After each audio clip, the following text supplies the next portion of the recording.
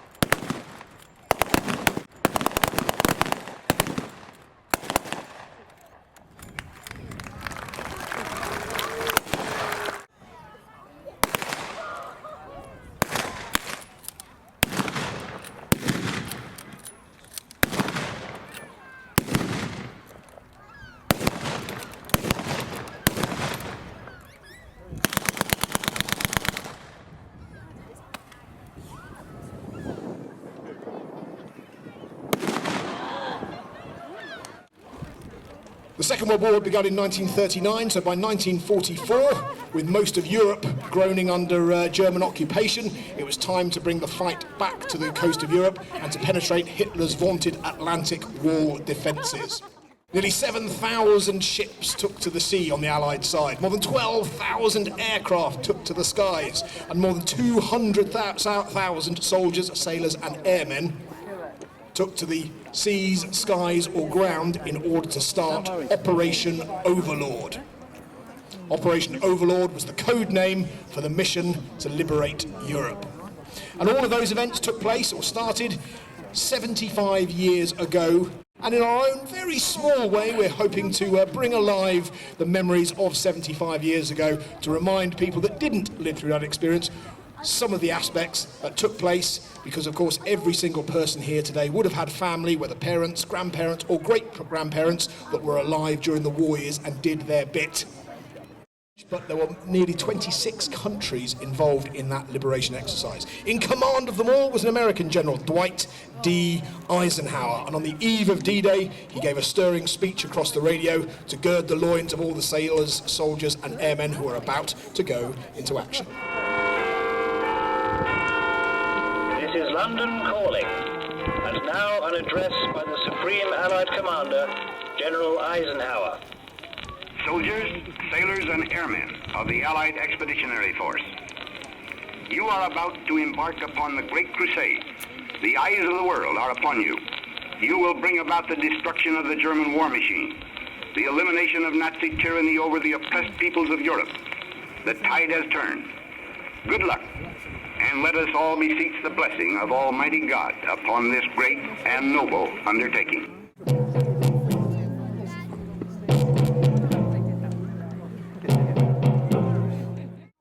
And in preparation for the assault on the Normandy beachheads, a vast plan of secret agents and clandestine saboteurs had been arranged as well. The French resistance were going to pave the way by blowing up railway lines, by bringing down German communications networks on the eve of D-Day itself.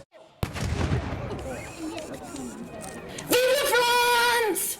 It has started! We shall kick the Boche back to Berlin! Allons enfants de la patrie. Michel, keep your voice down. The Germans might hear you. Too late for that. I think the Germans might already have woken up by my little bang just now. We must flee. No, the time for hiding is past. Let the Germans come. I'm going to stay and fight. Michel. A German patrol, led by an officer, has come out to try and find out what the cause of that detonation was. Sniper! German officer's down. Michel has aimed well.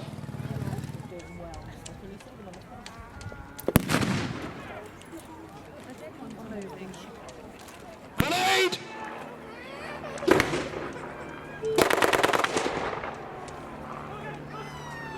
And they're in.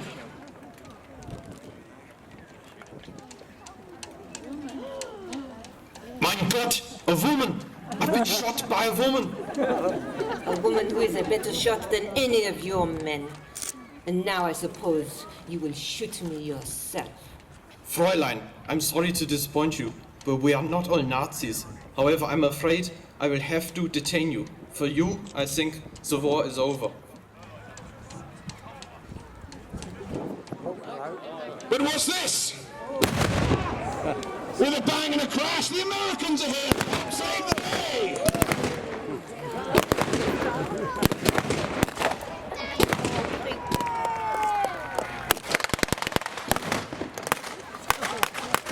Yes, with all the piece of firepower that Browning and Maxim can bring to bear, all the firepower, all the gear, they'll soon send the Germans running, I have no doubt.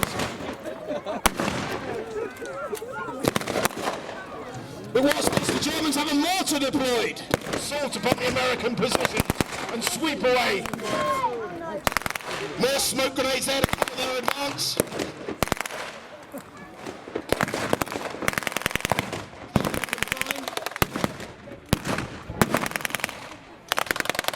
Americans are starting to go down like ninepins.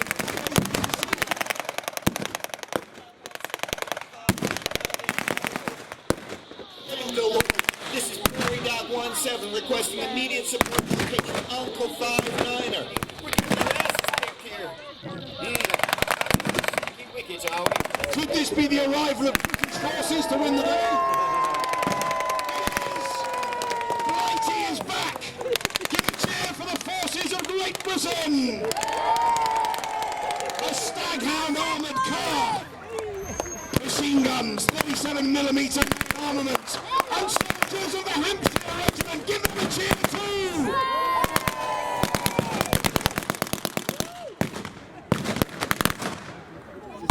Gunner, target. 50 yards, high ground. Half left. Enemy infantry. One round, high explosive. Fire when ready. And the masses are about to be blown to Kingdom Come. High ground.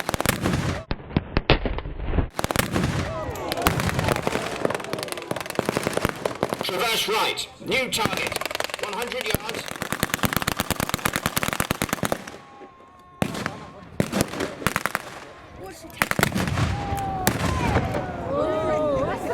Scratch one German mortar team.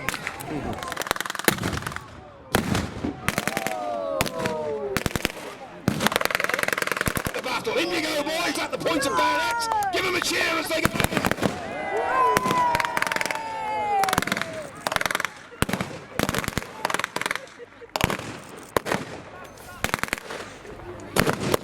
The Americans are cleaning up on the left flank. Here in the centre, the British infantry are going forward.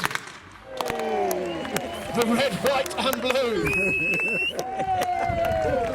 Ladies and gentlemen, another small corner of a foreign field has been cleared and another mile taken on the long, long road to Berlin and the ultimate defeat of Nazi Germany. And what's this? More red, white and blue. Vive la France for Michel of the Resistance!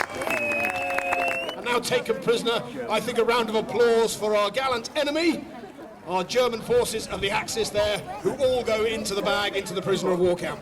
Ladies and gentlemen, a polite round of applause for the enemy.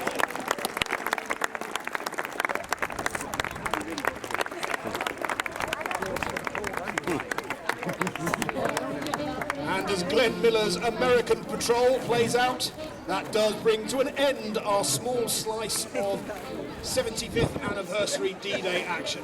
We apologise if it owed more to a Hollywood film set than accurate tactics, but we do have a few restrictions, safety not least amongst those. So ladies and gentlemen, for the final time, please put your hands together for all of the performers who brought